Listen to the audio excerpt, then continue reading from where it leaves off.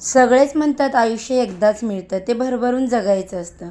पण सुरुवात कधी आणि कशी करायची याचं उत्तर मात्र आपल्याला मिळत नसतं.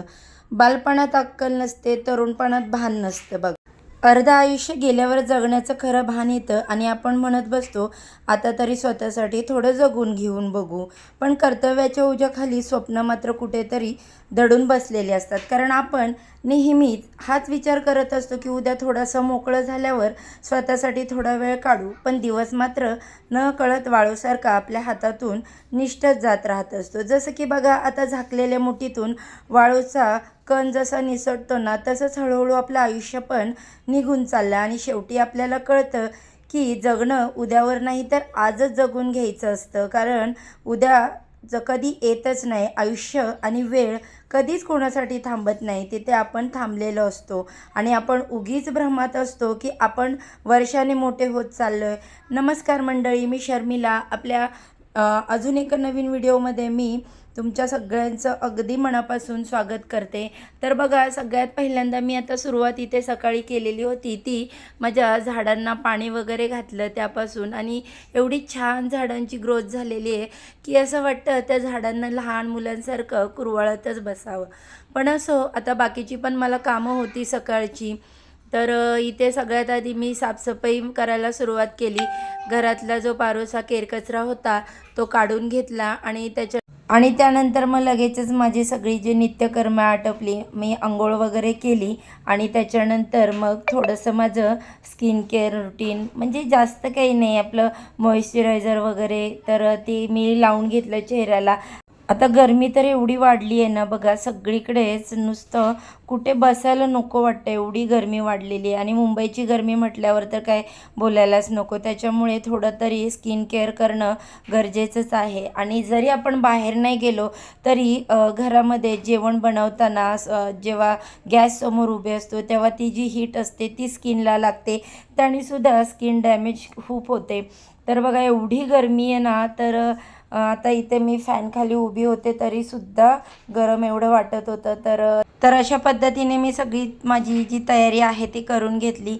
का बघा ताईंनो, काही गृहिणींचं असं मत असतं की आपण कुठे बाहेर जातोय जॉबला वगैरे, मग काय तयारी करायची, असेच घरामध्ये त्या वावरतात. तर असं नाही ताईंनो, स्वतःसाठी जगायला शिका. तुम्ही जगासाठी जगू नका, जगाला दाखवायला म्हणून तुम्ही जगू नका. बघा, तुम्ही बाहेर जात नाही, जॉब करत नाही म्हणून काय झालं, पण तुम्ही घरात राहिला तर स्वतःसाठी देखील थोडंसं छानसं नटा, छान दिसा. ते देखील असं केलं तर मनाला खूप एक म्हणतात ना, वेगळीच पॉझिटिव्हिटी निर्माण होते. तर आता माझ्या झाडाला इथे आलेली सगळी फुलं जी आहेत ती मी देवासाठी काढून घेतली. माझी देवांची रोजची जी घरातली देवपूजा आहे ती झाली. देवांना धूप अगरबत्ती ओवाळून घेतला, नैवेद्य अर्पण केला. आणि बघा, या पिवळ्या कपड्यावरती देवघरामध्ये मी जे अंतरले त्याच्यावर ही छोटी छोटी लाल फुलं इतकी सुंदर दिसत आहेत. तर अशा पद्धतीने माझी आता सगळी देवपूजा झालेली आहे. आणि आज मंगळवारचा दिवस आहे, त्यामुळे माझ्या देवघरामध्ये जे श्रीयंत्र आहे त्याच्यावरती मी कुंकुमार्चन करते. तर कुंकुमार्चन करत असताना मी जो नवरणव मंत्र आहे, ओम ऐं ह्रीं क्लीं चामुंडे विच्चे नमः, या मंत्राचा जप करत कुंकुमार्चन करत असते. त्यानंतर सगळ्या देवांना धूप अगरबत्ती पुन्हा एकदा ओवाळून घेतली आणि त्याच्यानंतर माझी पूर्ण अशी विधिवत रोजची जी देवपूजा आहे ती इकडे करून पूर्ण झालेली आहे. कारण बघा, देवपूजा जर नाही केली ना घरात एखाद्या दिवशी तर काहीतरी असं चुकल्यासारखंच वाटतं, काहीतरी आपल्या हातून मोठं काम राहिले असं देखील वाटतं. त्यामुळे देवपूजा ही खूप मला तरी, म्हणजे बाकीच्यांचं काही मला माहिती नाही, प्रत्येकाची मतं वेगवेगळी असतात, पण माझं तर हे मत आहे, देवपूजा झाल्याशिवाय मला काम झाल्यासारखं घरातलं अजिबात वाटत नाही. तर आता सगळ्या देवांची इथे विधिवत पूजा झाली, धूप अगरबत्ती ओवाळून घेतला. मंगळवार असल्यामुळे कवड्यांना देखील हळदी कुंकू अर्पण केलं. उंबरठ्याचं पूजन झालं. उंबरठ्यावर छोटीशी अशी छान रांगोळी काढली. अष्टलक्ष्मीचं पूजन केलं. त्याच्यानंतर माझं तुळशीचं पूजन देखील झालं. अशा पद्धतीने माझा जो मेन दरवाजा आहे तर असा मी तो रोजचा सुशोभित करत असते. तर त्याला कवड्यांचं तोरण लावलेलं मी कित्येक वेळा तुम्हाला व्हिडिओमध्ये दाखवलेलं आहे. आणि हे माझे स्वामी महाराज. हॅलो, बघा, सकाळपासून आत्ता वेळ मिळाला, म्हटलं चला तुमच्याशी थोडं बोलूया. सकाळची जी काही कामं होती ती सगळी झालेली आहेत. नाश्ता, त्याच्यानंतर टिफिन वगैरे, देवपूजा आणि अजून कणिक वगैरे मळून ठेवली. भाजी म्हणजे अर्धा स्वयंपाक पण झालेला आहे. म्हटलं चला आता तुमच्याशी थोड्याशा गप्पा मारू आणि त्याच्यानंतर उरलेली कामं करू. तर बघा वाजलेत किती 12:15 वाजायला आलेले आहेत. आता फक्त चपात्या बनवायच्या बाकी राहिलेल्या आहेत. माझी बाकीची कामं सगळी झालेली आहेत, किचन वगैरे साफ करून. त्यानंतर मी तुमच्याशी शेवटी शेअर करणारच आहे. तर बघा देवपूजासुद्धा सकाळची अशी झालेली आहे आणि इथे मी तुम्हाला दाखवते. बघा किती सुंदर अशी पिवळ्या कपड्यावरती अशी छोटी छोटी लाल फुलं जी आहेत सदाफुलीची छान वाटतात ना. अशा पद्धतीने सगळा किचनचा अवतार झालेला आहे बघा. म्हटलं आता हा सगळा आवरून घेते पहिल्यांदा आणि मग त्याच्यानंतर काही चपात्या राहिलेल्या आहेत करायच्या, तर ते चपात्या बनवून घेते कारण सुकी भाजी झालेली आहे. आता किचन वगैरे साफ करून माझं घेतल्यानंतर मी लगेचच जेवणाच्या तयारीला लागले. आज जेवण काय एवढं जास्त नव्हतं मला बनवायचं. सकाळी जेव्हा भावाचा टिफिन बनवला त्याच वेळेस आम्हाला चण्याची जी सुकी भाजी म्हणजे आम्ही उसळ बोलतो त्याला, चण्याची उसळ बनवलेली होती आणि ही मुलांना खूप आवडते. त्यामुळे चण्याची उसळ बनवली की मुलं भात चपाती दोन्ही त्याच्याबरोबरच खातात. इकडे जानू ट्युशनवरून आली होती आत्ताच. श्रीनाथ इकडे गरम होतंय. इकडे इकडे इकडे इकडे चॅम्पियन बनायचंय. भाई छोटा आहे ना म्हणून तो चॅम्पियन बनतो. तुला यायचंय कॅमेऱ्यात.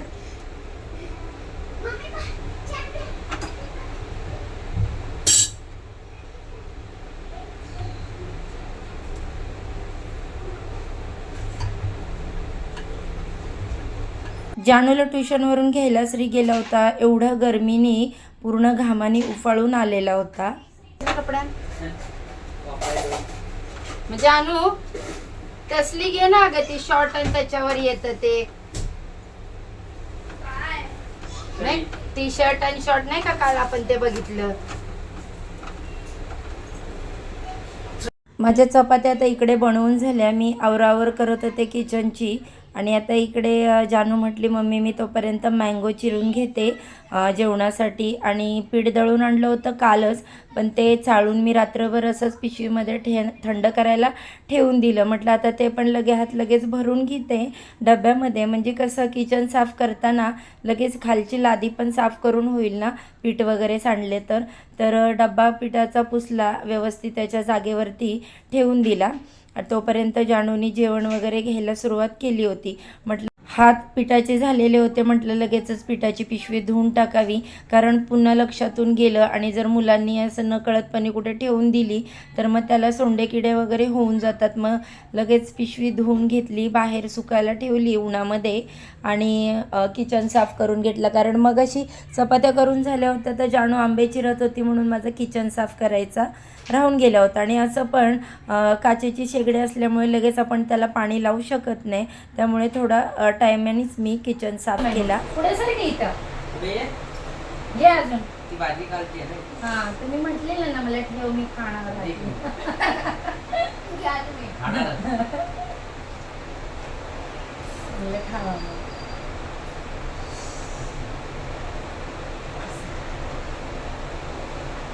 जेवलास का तू?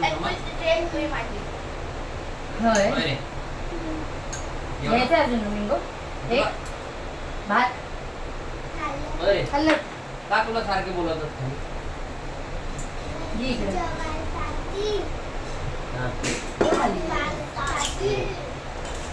जेवायसाठी जेवलास ना पण अभ्यासासाठी बोलवलेला. अभ्यास म्हणा वॅकेशन मध्ये अभ्यास कोण करतं का? तर आम्ही सगळे आता इकडे जेवायला बसलो होतो. समर्थला म्हटलं जेव, तर म्हटलं नाही मी जेवण करून आलो. मग त्याला आंबा खायला दिला.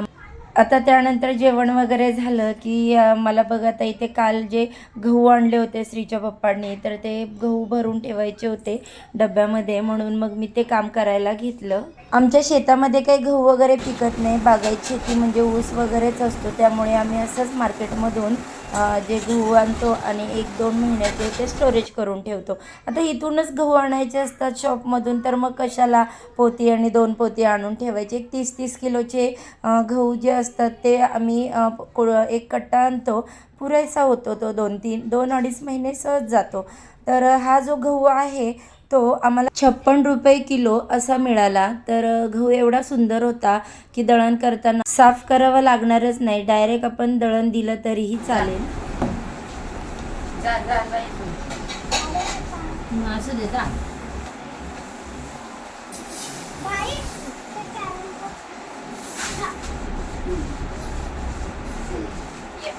माझं हे गहू भरायचं काम चाललं होतं आणि आमच्या श्री समर्थची इकडे लुडबुड मध्ये चालली होती. तर मी गहू भरून ठेवले. त्याच्यानंतर म्हटलं थोडासा वेळ होता तर आता गावी गेलो होतो आम्ही बघा. गेल्या महिन्यात मी तुम्हाला शेअर केलेले तर देवाचे नारळ वगैरे आलेले होते. तर गावी असेच केसरवाले नारळ असतात, ते काय बाबा आपल्याच आणि त्याचे साल काढायची झाली नाही.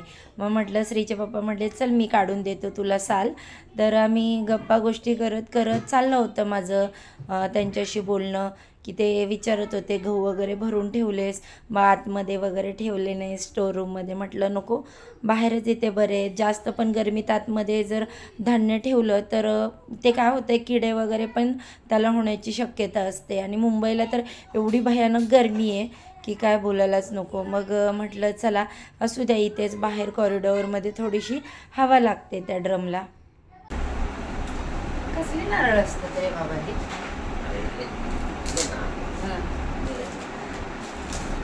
बघ ना, काही हाय पण नाही त्याच्यामध्ये. बघा, आपण म्हणतो ना की घरात जी बाई आहे तिला काय काम असतं, पण दिवसभर तिचं असंच कामात जातो. एक काम झालं की दुसरं झालं की तिसरं चालूच असतं.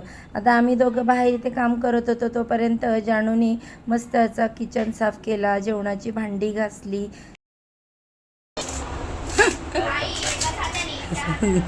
चलतंय का?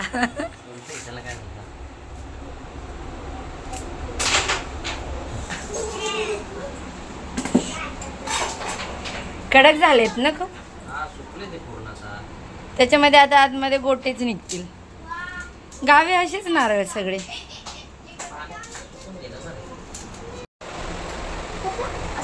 मँगो लवर बघा काय खेळताय? हो कॅरम खेळताय मला दिसतोय, पण काय नक्की काय खेळताय त्याच्यामध्ये? अरे अरे वा, व्हेरी गुड.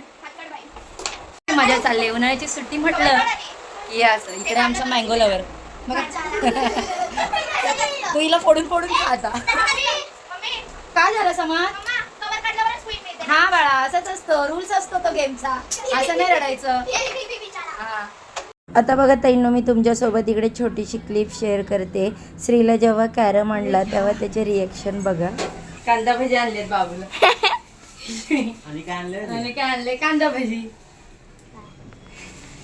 ठीक आहे, कांदा भजी आणलेत बाबूला. हे बघ कांदा भजी आणलेत. ते बघ पप्पा, आणा कांदा भजी.